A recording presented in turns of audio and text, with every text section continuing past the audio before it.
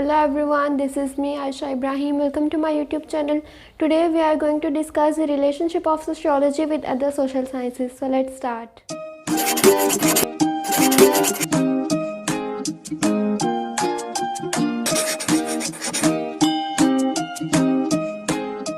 तो सबसे पहले हम डिस्कस करेंगे सोशियोलॉजी और सोशल वर्क के रिलेशनशिप को।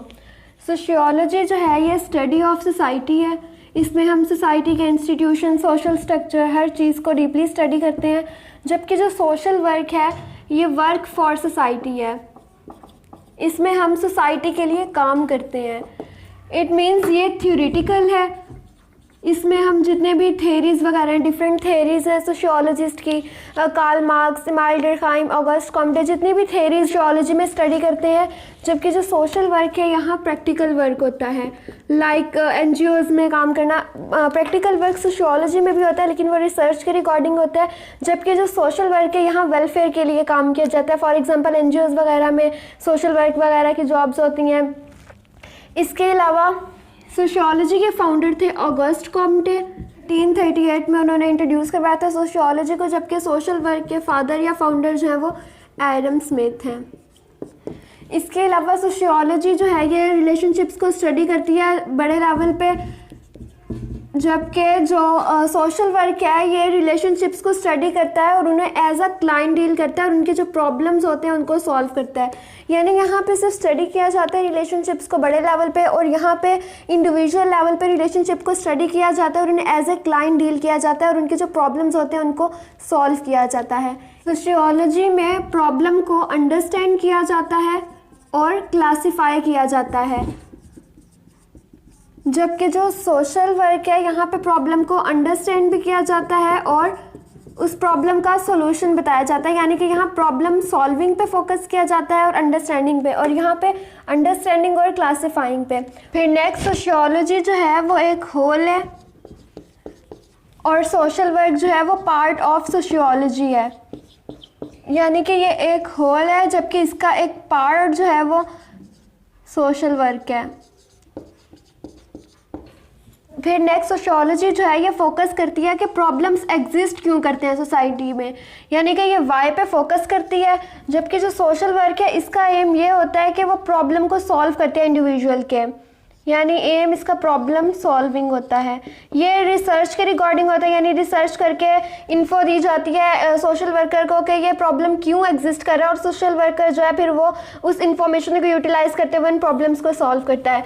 सोशियोलॉजी जो है ये हमारी सोसाइटी में एक डॉक्टर का रोल प्ले कर रही होती है, और जो सोशल वर्क है ये फार्मासिस्ट का रोल प्ले करता है। फिर नेक्स्ट हम डिस्कस करेंगे similarities between sociology and social work. First ये है कि ये दोनों फोकस करती हैं सोसाइटी पे। इन दोनों का फोकस बेसिकली सोसाइटी होता है। ये थ्योरेटिकल वे में सोसाइटी को स्टडी करती है जबकि ये प्रैक्टिकल वर्क परफॉर्म करता है सोसाइटी पे। तो इनका फोकस इंडिविजुअल, हम लोग या फिर सोसाइटी होता है। सेकंड ये कि सोशियोलॉजी जो है ये थ्योरी है जबकि सोशल वर्क जो है ये प्रैक्टिकल वर्क होता है। तो थ्योरी का प्रैक्टिकल वर्क के बगैर कोई कॉन्सेप्ट नहीं होता। जब तक किसी भी थ्योरी पे कोई भी मतलब थ्योरी आती है तो उसका प्रैक्टिकल वर्क परफॉर्म नहीं किया जाएगा तो थ्योरी का कोई फ़ायदा नहीं है। और कोई भी प्रैक्टिकल वर्क परफॉर्म करने के लिए थ्योरी हमारे पास होना ज़रूरी है, इन्फॉर्मेशन होना ज़रूरी है। तो ये दोनों जो है एक दूसरे पे डिपेंड करती हैं। प्रैक्टिकल वर्क परफॉर्म करने के लिए थ्योरी की ज़रूरत होती है जबकि थ्योरी जो है इसका भी प्रैक्टिकल वर्क के बगैर कोई फ़ायदा नहीं है। फिर है सोशियोलॉजी और एंथ्रोपोलॉजी का रिलेशनशिप। इसका थोड़ा सा इंट्रोडक्शन देख लेते हैं। सोशियोलॉजी जो है ये सोशल प्रॉब्लम्स और सोशल इंस्टीट्यूशंस को स्टडी करता है। क्वालिटेटिव और क्वांटिटेटिव दोनों रिसर्च मेथड्स को यूज़ करता है सोशियोलॉजिस्ट।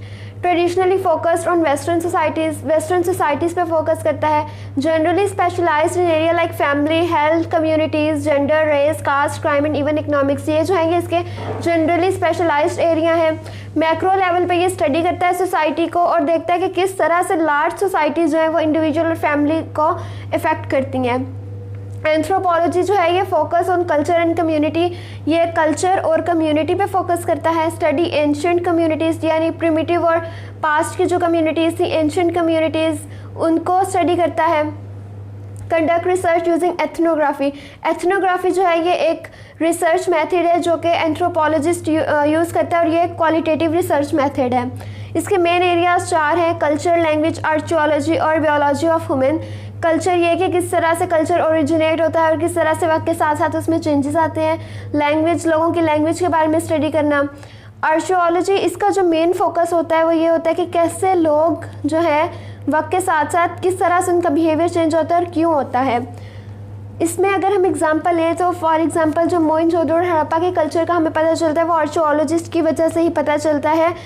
वो जो रिमेन साइंस रह जाते हैं उनके थ्रू जो है वो वहाँ का कल्चर दरियाफ्त करने की कोशिश करते हैं।